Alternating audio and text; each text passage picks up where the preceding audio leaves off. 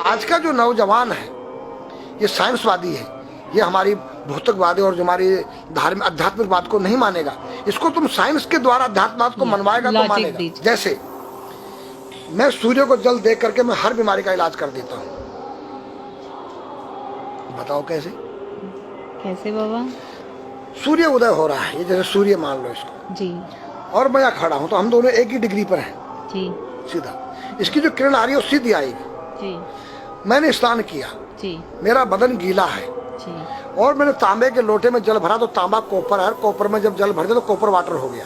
Right. और मैं अपने सिर के ऊपर से गिराया जी, और सूर्य का प्रकाश उसमें विटामिन डी रेडियम को लेकर टकराया जी, तो क्या बनेगा? रेनबो बनेगा, इंद्रधनुष बनेगा, 7 कलर बनेंगे जो हमारे 7 कहते सूर्य के 7 घोड़े हैं। अब उसमें जो हरा रंग है क्लोरोफिल का है, जो पत्तियों में पाई जाती है, विटामिन डी और रेडियम से लैस है।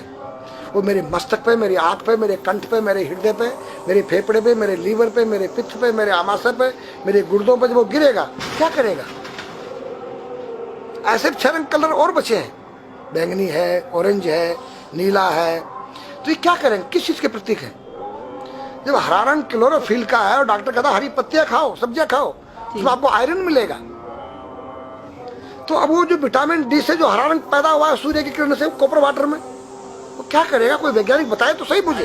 एक अमेरिका का चेला है, एक रूस का है, वो मेरे भक्त बने हुए हैं। हरिद्वार में क्या वो कोई जल दे रहा होगा सूर्य को, वो भी अपने ऐसे से फेंक रहा है, मैं बैठा देख रहा हूँ ये क्या कर रहा है। मैंने उसको बुलाया तो मैंने यही फार्मूला उसको समझाया। वो मेरा शिष्य बन गया, बोला ओ ये तो साइंस। मस्तिष्क पर तिलक क्यों लगाते हो इस जगह पर?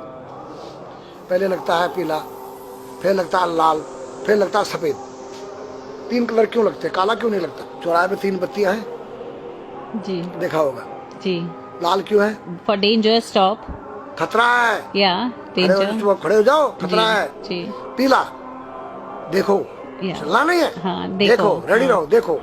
और सफेद चल, सफेद, सफेद तो है ना, हाँ, चावल लगा रखे ना मैंने सफेद, हाँ, हाँ, वहाँ हरा है, वहाँ हरा है, रेडी टू गो। गो, हरा गो है। नहीं सफेद, अगर युद्ध हो रहा है, गोलियां चल रही है, सफेद झंडा लहरा दिया जाए, पीस, शांति का प्रतीक है। चावल ठंडा होता है।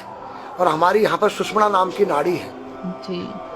लाल कलर है कि तुम इस योग सहयोग में आके तुम बैठ सकते हो कि नहीं?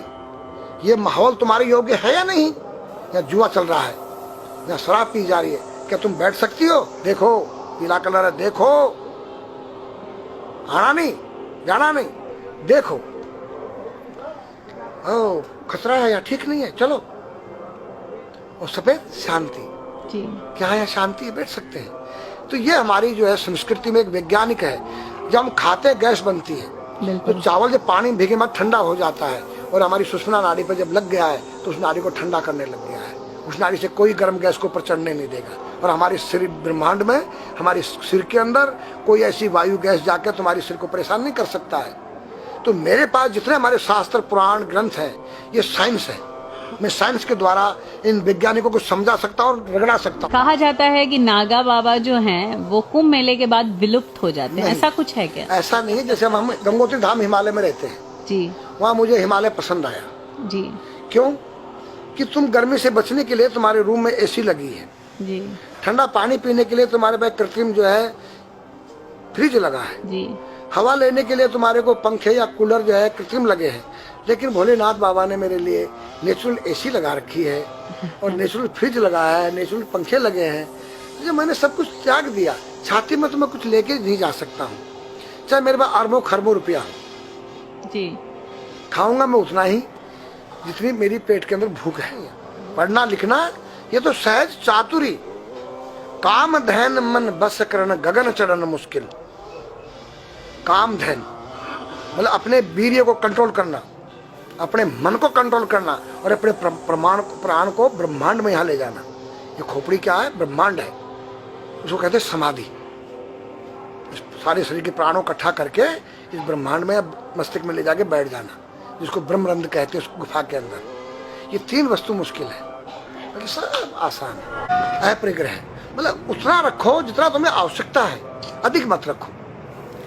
अब तुम अष्टांग योग जो है पतंजलि लगा रहे हो और व्यापार बिजनेस चालू है, मेरी दूध को ले लो, टूथपेस्ट ले लो, अब मेरा आयुर्वेदिक अंडरवियर आ गया है। मैंने बोला वो कैसा है कि मैंने गंगा जल में जड़ी बूटे के रस में धागे भिगोए थे तब बनाया था।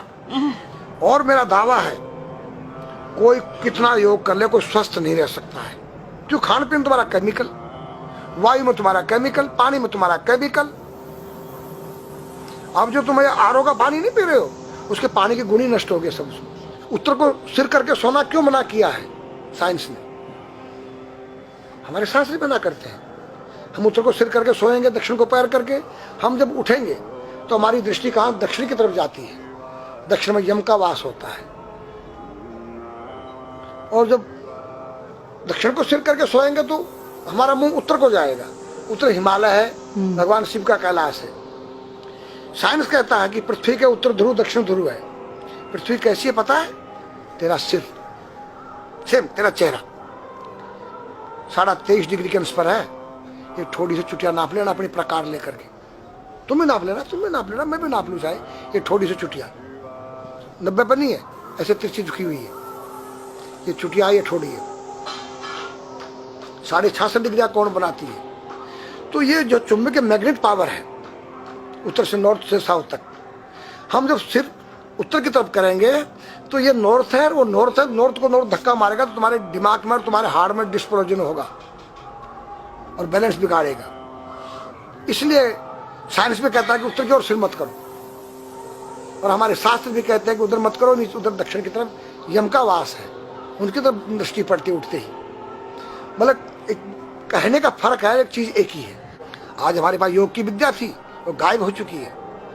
अब तो जो थोड़ा सा कोई एक चूहा था, वो दुकान में गया, उसको एक हल्दी कंकर मिल गया, बोला हम पंसारी हो गया है।